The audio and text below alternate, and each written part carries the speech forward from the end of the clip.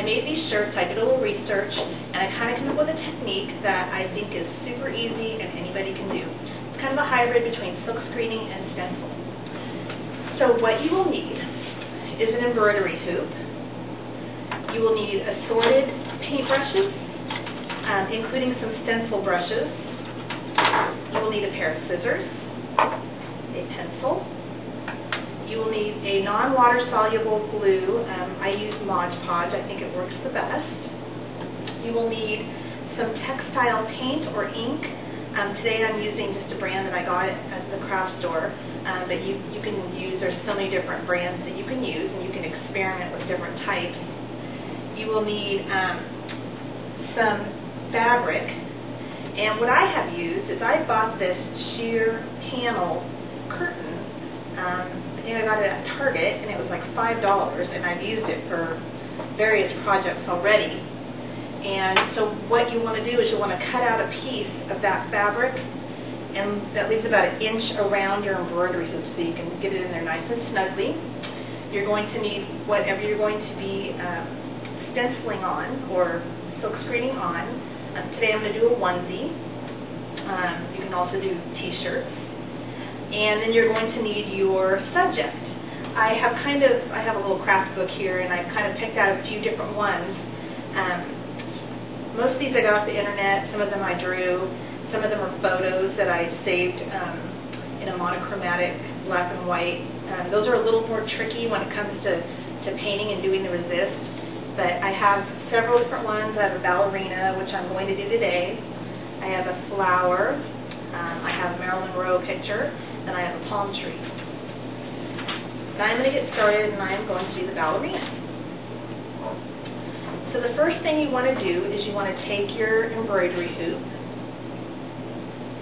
and you want to open your embroidery hoop, and you want to snug the fabric into it. The fabric in, and then pull it around, and then tighten it up, and then pull it again to get it nice and taut.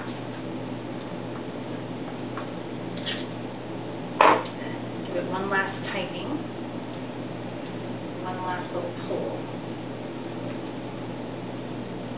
Okay. And then the next thing you're going to want to do is you're going to want to trace your photo onto here. And so you want to put it with this side down, and you will just trace.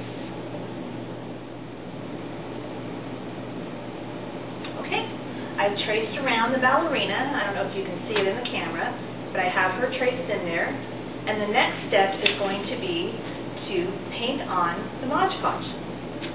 So what you'll want to do when you're painting the Mod Podge, first you'll want to shake it up a little bit. And what I like to do is I like to go around the edge with a large paintbrush. And what you want to do is you'll want to, I'm going to put my easel underneath me. So what you're going to want to do is you're going to hold it up. You're not going to want to lay it down when you're painting because it will stick to whatever you're painting on. So what you're going to do is you're going to just paint around, like a circle around, kind of outline your subject here.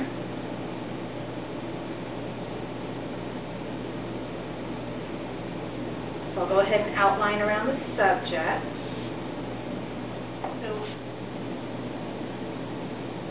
So once you get around the outside, you will have the outline painted, and then what you want to do is you want to do your detail work, and that's where you'll need the smaller paintbrushes. So you'll just dip a little bit on, and this can get a little tedious depending on your subject. Sometimes it's easy to start with like a heart or like a nice rounded flower that doesn't have a lot of intricate curves and angles. So that might be a good way to start when you're doing this project. But I'm going to go ahead and I'm going to paint all of the little details. Okay. Then when you've gone all around the ballerina and about 1 inch around her, we're not going to be using a squeegee for this technique. We'll be using stencil brushes, so we don't need to fill the whole area in. So do it about 1 inch, and now the waiting game begins. This probably takes about 45 minutes to dry. Maybe an hour, depending on how thick you put it on. So we'll wait till it's dry, and we'll come back, and we'll go ahead and So now that your loop is dried, what you want to do is you want to get started printing. So you're going to take, I'm going to do the onesie today, and I just use foam board to put underneath because you want to have a flat surface so that it doesn't go through to the other side of the shirt as well. So I'm going to put this in and position it to about where I want to stamp.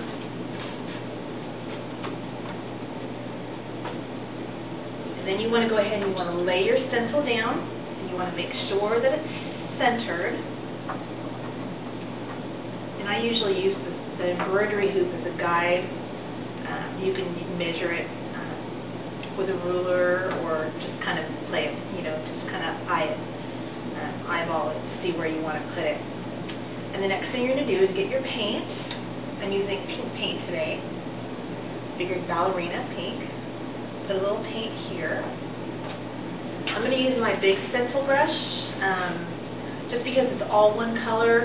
On this shirt, so as you can see, I used two colors. These are two separate stencils. And on the Wowsy.com part, I used one stencil, but then I just used two colors. So I just colored in the yellow bullseye with the smaller brush. But since this is all one color, I'm just going to dab it in here, and then I'm going to just start swirling it around on the stencil. Now remember, we only went about an inch outside of the ballerina, so you want to make sure that you don't go outside of that and leave extra marks on your shirt. So you go ahead and you fill it all in.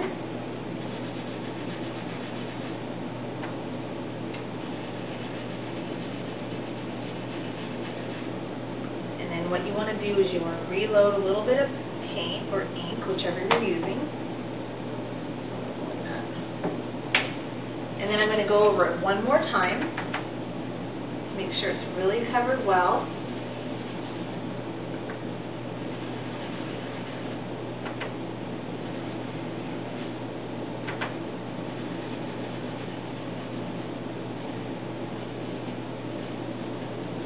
Okay.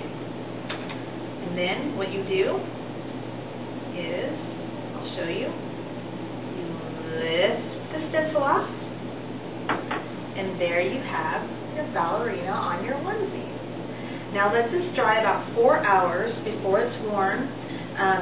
Use the ink's specifications. This ink says that you shouldn't wash it for 72 hours. I like to throw this in the dryer after it's dried to kind of heat set the ink or the paint. And then you're all ready to go. And it matches my little tutu that I made on my other video. So anyway, I hope this helps, and I hope that you can make a lot of shirts. It's also great to make on bags if you're making handbags. You can do stencils on there or screen print. I don't really know what to call it. It's kind of in between both, but it works great and it looks great. And happy. And one more thing that I forgot to mention, you can reuse the stencils.